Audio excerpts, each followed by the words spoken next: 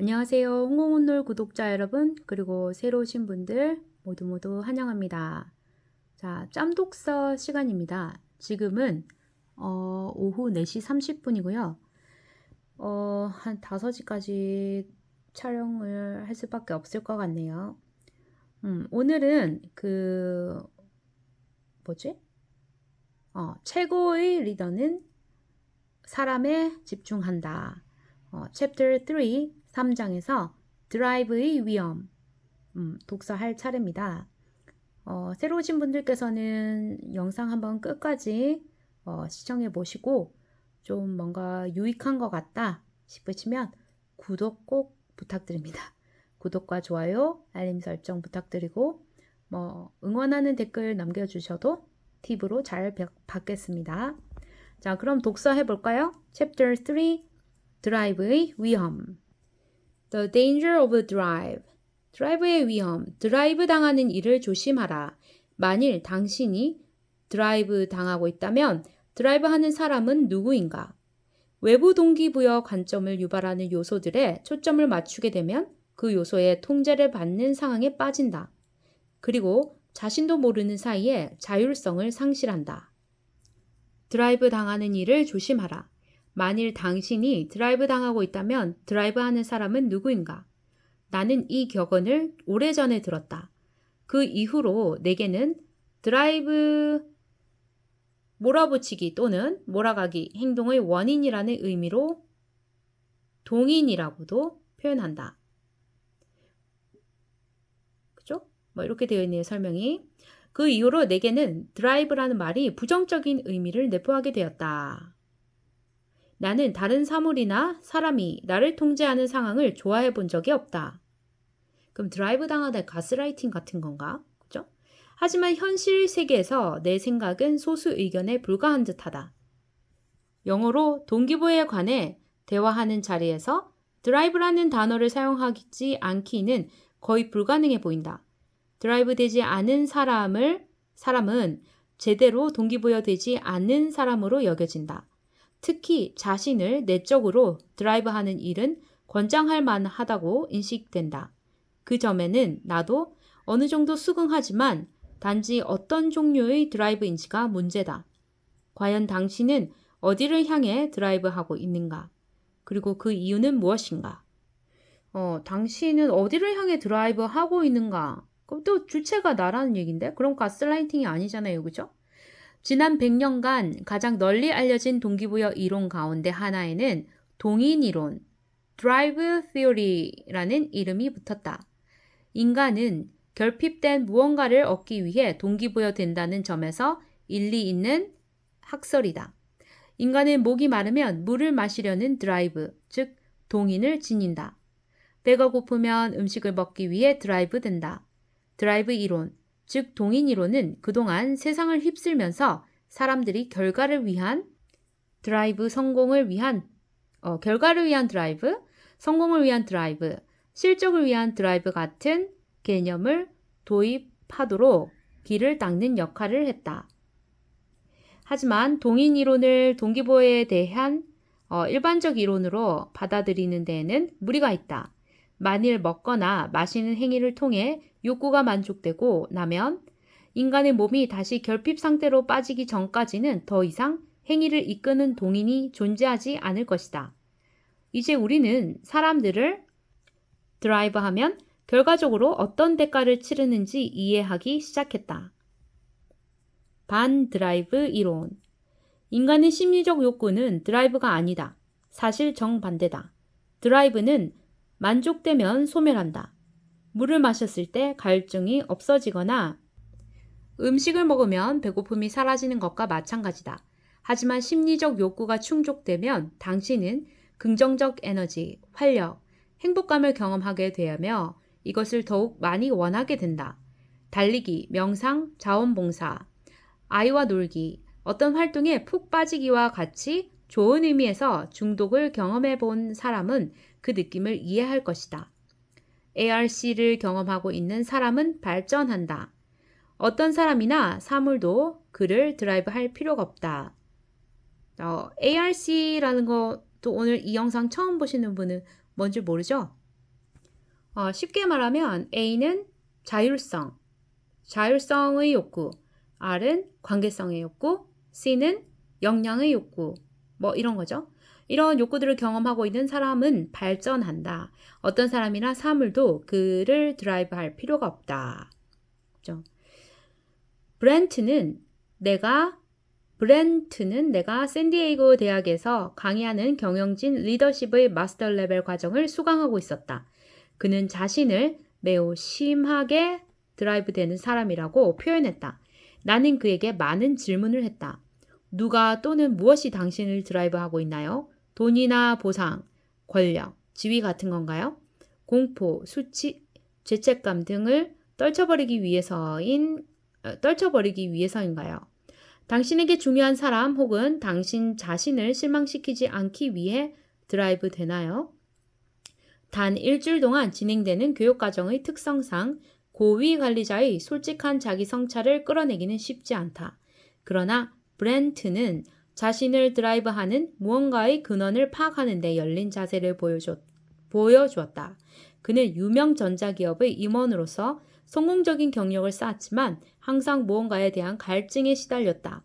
그리고 신체적, 심리적, 정서적 조화가 잘 이루어지지 않는다고 느끼고 있었다.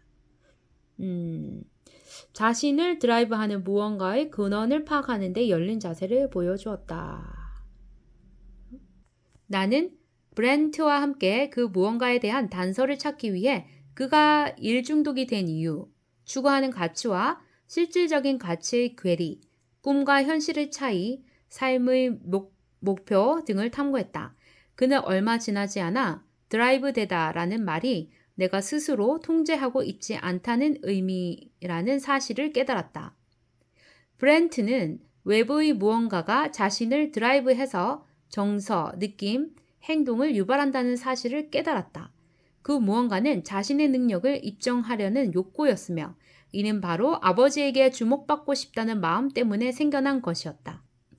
그의 아버지는 컴퓨터 업계에서 전설 같은 존재였다. 자신이 알아차리지 못한 사고방식이나 감정이 비상식적인 행위의 원인이 될 수 있다는 사실 자체는 그리 새로운 발견이 아니다. 하지만 우리의 의지, 행위가 구체적으로 왜 비정상적인 상태에 빠지는지 깨닫는다면 이는 획기적인 진전이다.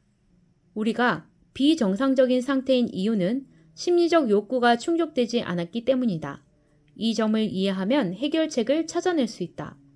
브렌트는 오랫동안 외부 동기부여 관점, 칭찬에 대한 열망, 평가, 유형의 보상과 외부 동기부여 관점과 강요 동기부여 관점, 아버지를 실망시킬지 모른다는 우려, 이런 것들 같은 강요 동기부여 사이를 오갔던 듯하다. 자신이 스스로 강요한 기준, 즉 승진, 경제적 성공, 여러 사람의 인정 등을 위한 드라이브는 그에게서 자율성을 빼앗아갔다. 또 아이러니하게도 아버지를 기쁘게 하고 싶다는 욕망 때문에 아버지와 참된 관계성을 경험할 수 없었다. 그리고 자신의 역량은 아버지보다 항상 보잘것없다고 생각했기에 늘 충분하지 못하다는 느낌을 가졌다. 브렌트는 그릇된 장소에서 그릇된 방법으로 자신이 동경하는 무언가를 찾고 있었다. 브렌트의 부정적 동기부여 관점, 외부 강요 관점은 그의 저차원적인 ARC와 부정적 에너지, 부족한 활력, 행복감 결핍 등에서 그대로 드러났다. 그는 자신을 바람직하지 못한 상태에 머물러 있게 하는 정크푸드 치료제의 악순환에서 벗어날 필요가 있었다. 브렌트는 자신의 상황을 정확하게 이해했다. 그동안 감자튀김을 너무 많이 먹었네요. 만족스러운 결과를 가져오는 자율적 제어의 힘. 인간은 발전하기를 원한다. 그리고 인간은 자율성, 관계성, 역량의 욕구를 채워가면서 발전한다. 그렇다면 무엇이 문제일까? 심리적 욕구는 손상되기 쉽다. 그것들은 ARC라는 강력한 형태로 합쳐져 있을 때 힘을 발휘하지만 하나가 균형에서 어긋나면 다른 욕구도 함께 약화된다. 그죠?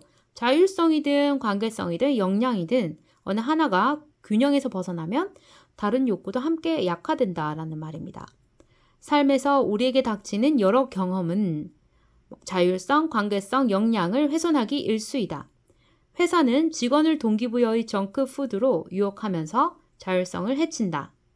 그만큼 직원의 동기부여에 관심을 갖지 않는다는 거죠. 개인 간에도 타인의 감정을 자극해 관계성을 파괴하는 경우가 종종 발생한다. 시대적 변화의 속도도 우리의 역량 욕구를 위협한다. 우리의 심리적 욕구를 이 모든 장애물로부터 어떻게 보호해야 할까?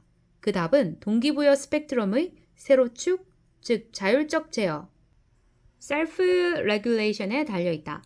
자율적 제어는 긍정적인 노력을 하는 과정에서 자신의 감정, 생각, 가치관, 목적 등을 사려 깊게 관리하는 행위를 의미한다. 그림 3.1의 동기부여 스펙트럼에 나타난 바와 같이 고차원의 자율적 제어를 하는 사람은 긍정적 동기부여 관점을 가질 수 있다. 당신은 우선 자신의 심리적 욕구를 만족시키는데 자율적 제어가 어떤 역할을 하는지 이해해야 한다. 또한 직원들의 심리적 욕구를 만족시키기 위해 그들이 고차원의 자율적 제어를 발휘할 수 있는 직장을 만드는 일이 리더의 임무라는 사실을 깨달아야 한다. 그죠?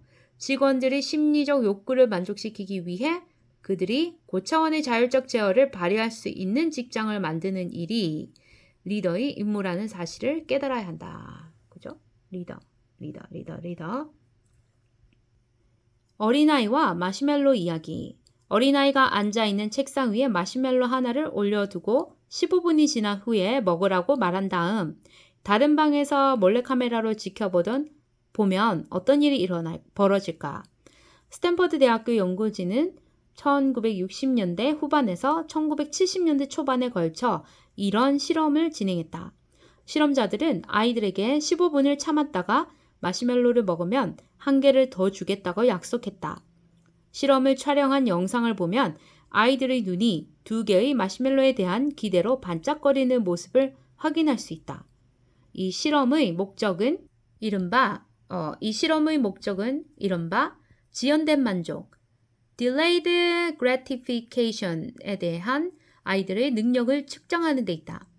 지연된 만족을 측정하는 거, 그죠? 아이들의 능력, 지연된 만족을 취할 수 있냐 없냐? 실험 과정에서 놀랍고 재밌는 장면이 많이 연출되었다.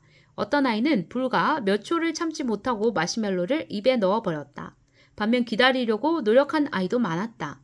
아이들이 마시멜로를 먹지 않기 위해 사용한 방법들은 참으로 놀라웠다. 눈을 감아버리거나 아예 자는 척하거나 방을 여기저기 걸어다니기도 했다. 귀엽죠? 마시멜로를 혀로 핥아서 구멍을 내긴 했지만 삼키지는 않고 견디는 아이도 있었다. 어떤 아이는 마시멜로의 냄새를 맡다가 거의 들이마시다시피 했다. 이거는 그때 SBS, KBS 그런 스페셜 아니면 EBS 그런 데서 많이 다뤄졌던 내용입니다. 여러 해가 지난 뒤 연구진은 당시 실험에 참가했던 아이들의 지연된 만족 점수와 그들이 현재 어떤 삶을 살고 있는지를 비교 조사한다. 현재의 삶의 성공 여부를 판단하는 기준으로는 미국의 대학 수학능력 시험에 해당하는 SAT 점수, 교육 수준, 체질량 지수, 키와 몸무게를 이용해 비만 정도를 측정하는 계산법 등을 사용했다. 연구진은 아이들의 실험 점수와 현재의 삶 사이에서 놀랄 만한 상관관계를 발견했다. 가장 오랫동안 마시멜로를 먹지 않고 참았던 아이들, 즉 가장 높은 자율적 제어를 지녔던 아이들은 위의 기준에 따른 삶의 점수도 가장 높았다. 연구자들은 고차원의 자율적 제어를 지닌 아이들이 나중에 성공한 인생을 살 가능성이 더 크다는 결론을 내렸다. 그거 자기 통제가 가능한 거, 그쵸? 자발적으로 자기 관리가 잘 되는 거. 그걸 이제 고차원 자율적 제어라고 본다면 이렇게 자기 제어가 잘 되는 아이들이 나중에 성공한 인생을 살 가능성이 크다는 결론을 발견했다는 거죠. 물론 마시멜로 연구는 자율적 제어가 인생의 성공의 중요한 요소라는 점을 입증하는 훌륭한 사례다. 하지만 나는 이 연구를 통해 자율적 제어가 타고나는 능력일 뿐이며 선택하거나 개발할 수 있는 요소가 아니라고 해석될 수 있다는 점이 우려스러웠다. 2012년에 로체스터 대학교에서 진행된 연구가 내 관심을 끈 이유도 이 때문이다. 연구자들은 아이들의 합리적 사고 과정에서 어떤 요소가 자율적 제어 역량에 영향을 미치는지 궁금했다. 로체스터 대학교의 실험에서는 아이들이 선생님과 함께 미술 수업을 진행하는 상황을 설정해 왜 어떤 아이들이 다른 아이들에 비해 더 고차원적인 자율적 제어를 발휘하는지 연구했다. 아이들은 신뢰 상황과 불신 상황이라는 두 개의 시나리오 그룹 중 하나에 속해서 실험에 참가했다. 아이들은 지금 주어진 미술 재료, 유리병에 담긴 몇 개의 낡은 크레용으로 바로 그림 그리기를 시작할 수도 있고, 나중에 선생님이 더 좋은 미술 재료를 들고 올 때를 기다렸다가 그릴 수도 있었다. 선택은 아이들의 몫이었다. 모든 아이가 더 좋은 재료를 기다리겠다고 대답했다. 신뢰 상황을 가정한 시나리오에서는 선생님이 약속대로 더 좋은 미술 재료를 잔뜩 들고 돌았다.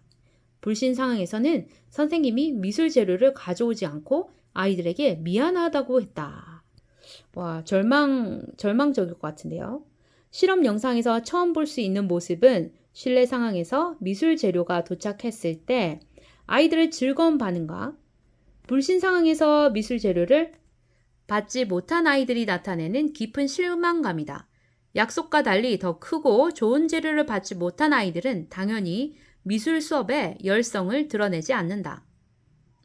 여기까지 진행된 실험만으로도 아이들과 미술 수업이라는 상황을 넘어 어른들의 일터에도 적용할 수 있는 흥미로운 시사점을 발견하게 된다.